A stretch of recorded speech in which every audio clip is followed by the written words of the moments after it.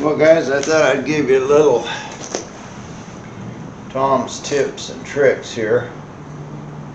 I was going to tell you the first guy that looked at this truck bought it. Ashley, that is what happened. They hadn't given me the money yet, but he was over here measuring the engine compartment. He wants to put a Viper motor in this thing. Oh man. Put a $10,000 motor in a $5,000 truck.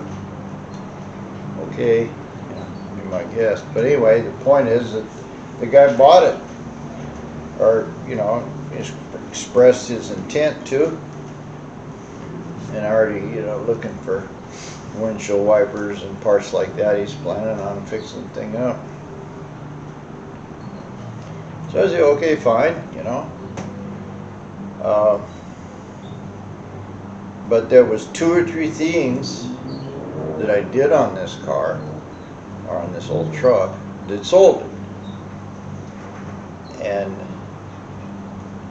you could say, well, I cleaned it up and freshened it, That's kind of what I did, but not exactly. What I did was I had a vision of what this truck looked like. It's got some fancy stuff on the dash and on the speaker grill and on the door panels, and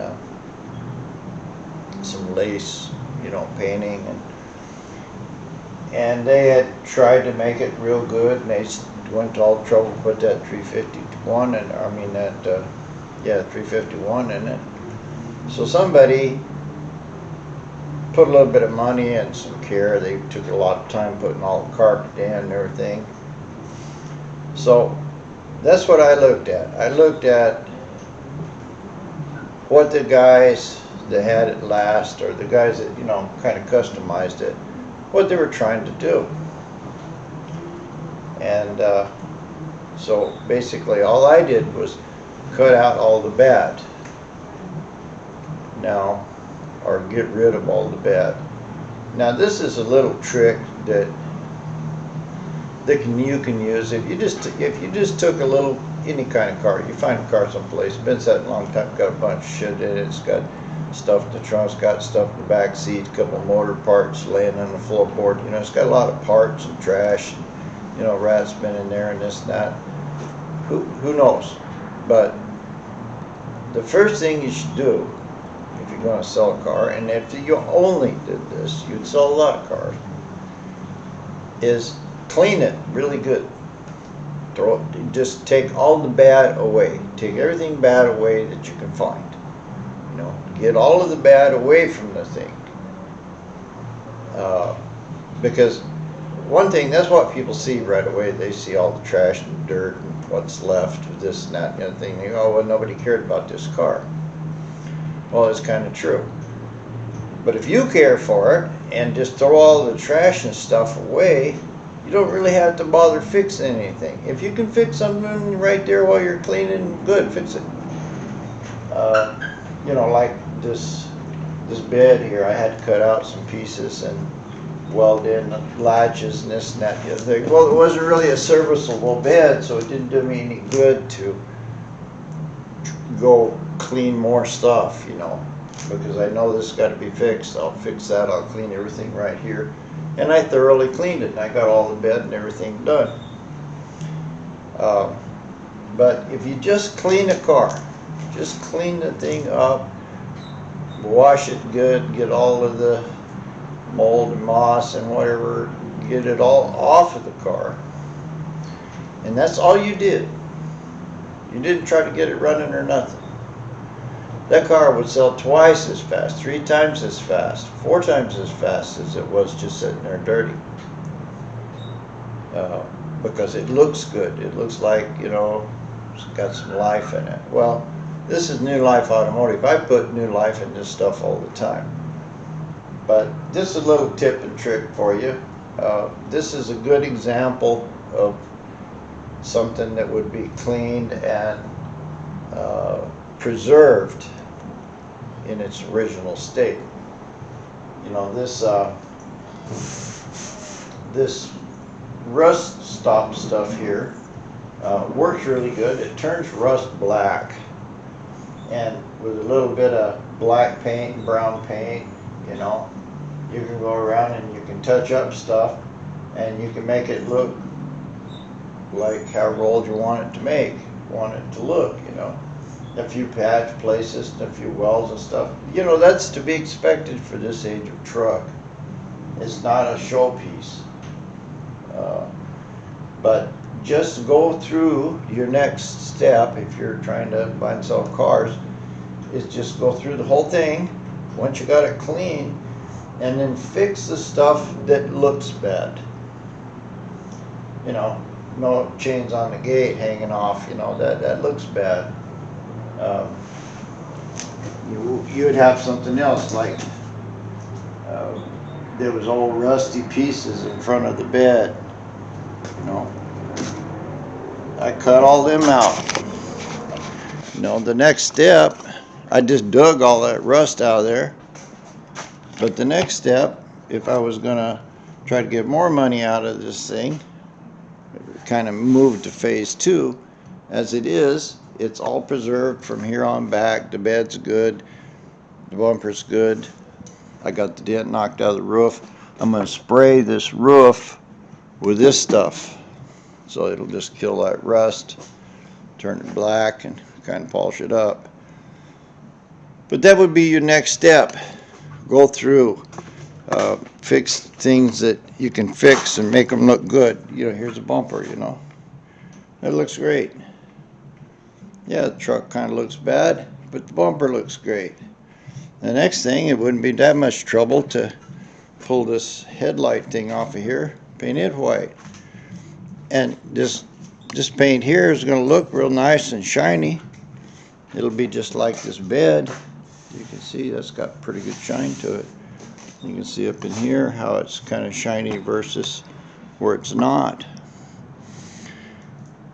And then you would do your little stuff, like there's a dent, you knock that out. You know, if your mirrors or something like that are all rusty, and you fix anything like that, then you go to your running and driving things, and then that's kind of a little more of a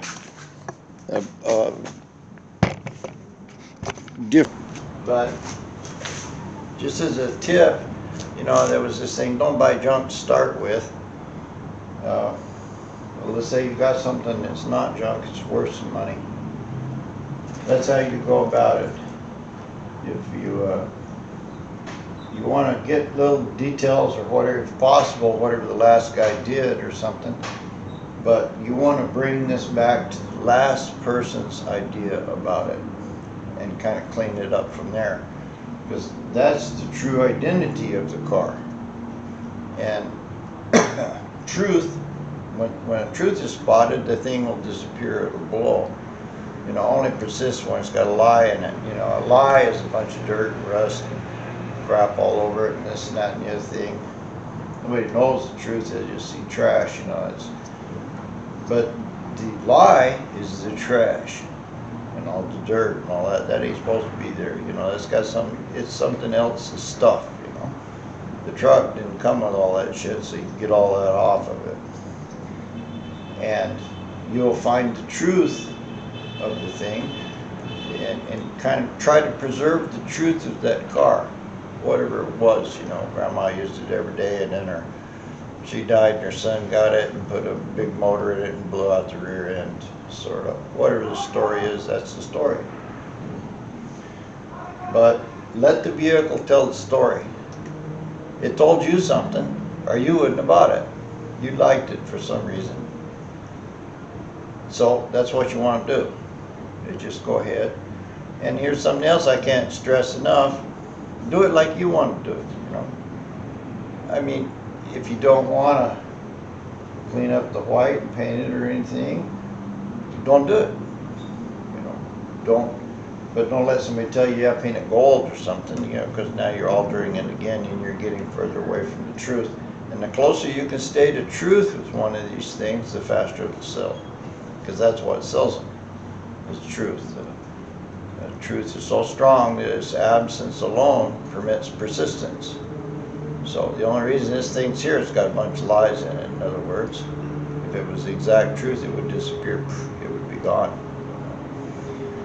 On a practical level, real world, the closer you can get it to being honest and straight and true, the more easy it's going to be to sell it.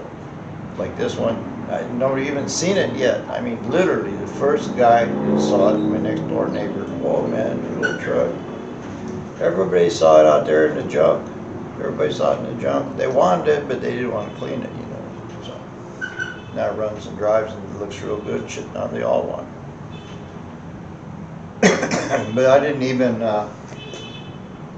really show this to this guy. Seen it before it was done and wanted to buy it. So I know how much I'm going to do, how much I want to do to the truck. You know, I'm going to fix some of that stuff, and this and that and the other thing, and I was going to sell it for $5,000. So, you know, that's a good price for something like this. They probably ought to get more out of it, you know. But if I continue to fix it up and do this and that and the other thing, and somebody wants to give me more money than that, well, I'm seriously thinking about taking the money. You know, you give me the money, well, then it's yours and you hold it. But anyway, that's just a little tip for you. Try to stay as true to whatever that car was, or whatever you think it should be. Try to stay real true to that, and you'll have no trouble selling stuff. It'll just disappear on you.